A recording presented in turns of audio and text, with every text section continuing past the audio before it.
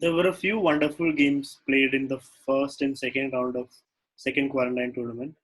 Let me take you through five of those wonderful positions. Let's start with this game between Madhav and Tamanna. Tamanna has just played her knight to c3. This was a move. So you can see that white pieces have taken some time coming out. And white's king is already in trouble. Can you find out the way Madhav finished this game?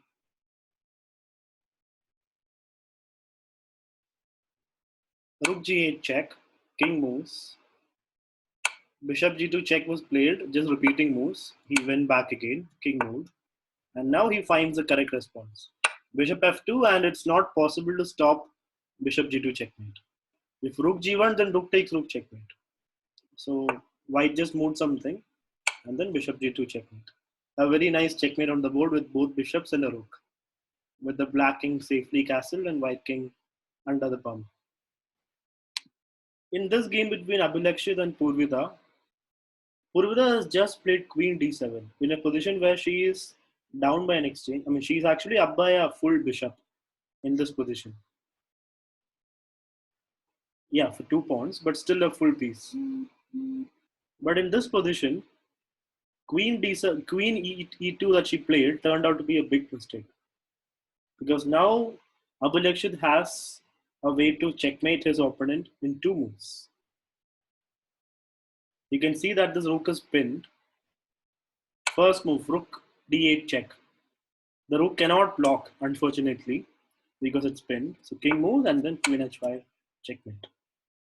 So in that starting position where Por Vida played with queen e2, she should have played something that stops this.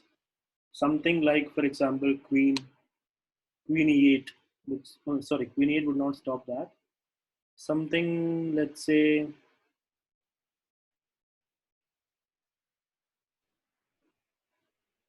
what can black play in this position? Something like bishop f5 maybe. Yeah, bishop f5. After the rook check, king can just move. And there is no more. But then queen can take the rook. Then comes queen e5 check. King moves. So at least she would have taken a draw here. She would have gotten a draw by repetition. King moves, again check. And of course, if pawn pushes, then still a draw. So position was already bad even though she was up a bishop. But then she made the mistake of playing queen d e2. And there will come a checkmate in 2 moves. In the game between Shreyas and Aryan, we see a very typical and very famous sacrifice called the Greek gift sacrifice. So Greek gift sacrifice is possible in positions where black is castled, he has not played the h-pawn forward, allowing a tactic like bishop takes pawn. This move is part of the Greek gift sacrifice. After king takes, the point is white will play knight g5 check. You can see what happened. King took, knight g5, king moves, and then queen h5. And there is no way to save the game. Because queen h7 is a checkmate threat. And even if you move the rook, still queen takes f7 will come. Then queen back, and then queen h7, queen h8 checkmate. So what happened was g6 and then queen h7. Black had no way to stop the mate. And he just allowed the checkmate.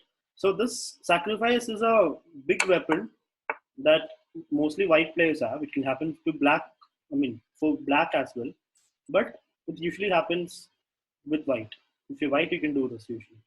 And that happens when the king is castled and he has not pushed the pawn forward. In this position, black just played knight c6. He should have played something like pawn h6. Then he's fine because there's no more sacrifice and the square is covered. But knight c6 will play, allowing the famous Greek gift sacrifice. The theme is bishop takes, king takes, and then knight g5 and then queen h5. And black has nowhere to move.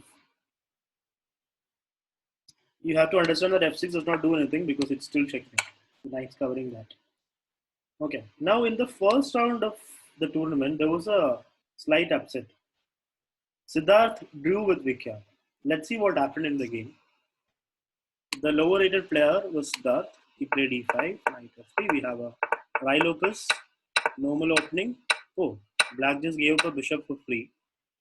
I guess his reasoning is, yeah, it's actually good for after pawn takes back, black takes here. That's the point. Bishop comes, so it's equal still. G5. So we have a crazy game. D5, okay. King is still not castled, but it seems okay. It's a very complicated game. Mikhail's attacking this rook, so that's attacking that rook. I guess white could have just castled in that position. I know he's going to castle into a highway, but it's better than keeping the king on the board. He just took the rook. Black also takes the rook. Actually, white had a win here, right? Like queen takes queen, bishop takes back, and then rook g1. Wouldn't that work? Oh wait, there's bishop takes pawn here. So it's a very complicated position. 5. Oh, he missed it. White could have just played. Oh, okay. Just plays that. Another exchange. So we have a lot of exchanges, and now we're left with an equal position. And with good now, we can hold this very, very easily. Black is the one who's pushing actually because he's got a pass pawn. A pawn is passed, and he pushes it as far as possible. Okay. But now the problem is white can play pawn c4, and he does it. What? This seems to be a winning position for black. White takes here, and now king moves here. Oh wait, what should black have done? Okay, according to the engine, f5 was winning. The point being, this pawn is still not fast enough to promote if he pushes king moves, so he doesn't have to waste it to move with the king right away. So when he plays king b2, f4, king c2, g3, and the king is too far from the pawns. This would have been a win for Siddharth. He didn't see that though. King d6, which looks natural. King d3. This is now equal. King here was a mistake because it allows the king to come forward. He should have played king to d5, just holding ground.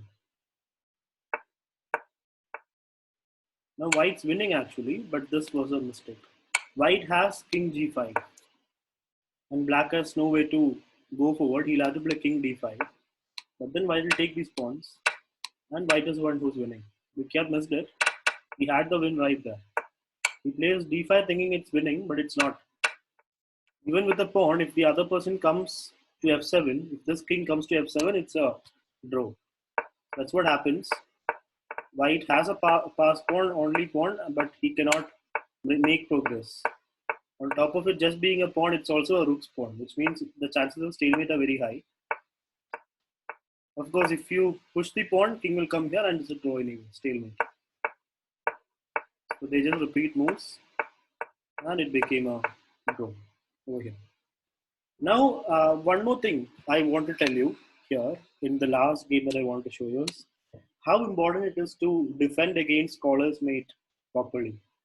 Scholar's mate is, as you know, e4, e5, queen h5, then bishop c4, and checkmate on f7, the FOMO mate, right?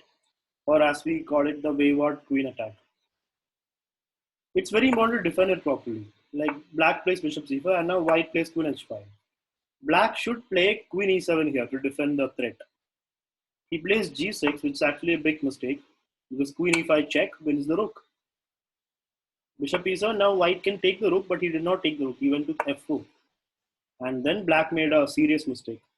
Bishop g5, and then checkmate on f7. So scholar's mate happens when the queen comes next to the king with support on f7 square. f7 was the weakest square, and that's where the mate happens. Which means you have to defend it properly. For example, in this position, you just have to play a move like knight f6. But then e5 comes, so not knight f6. We could play something like, it's already lost. After queen f4, black has no good moves, it seems. So what he should have done was here, instead of g6, which gives up the pawn and the rook, he should have played just queen f6 or queen e7, defending both f7 and e7. The scholar's mate is very important to know, and you have to know how to defend it also. Otherwise, you can get checkmated in 6 moves, like in this case, Pratham got checkmated by Srijin. So after 2 rounds, we have a lot of people on 2 points and some on 1.5, some on 1, and some on 0.5, some on 0. So 4 more rounds to go. So let's see what's in store for us in those 4 rounds.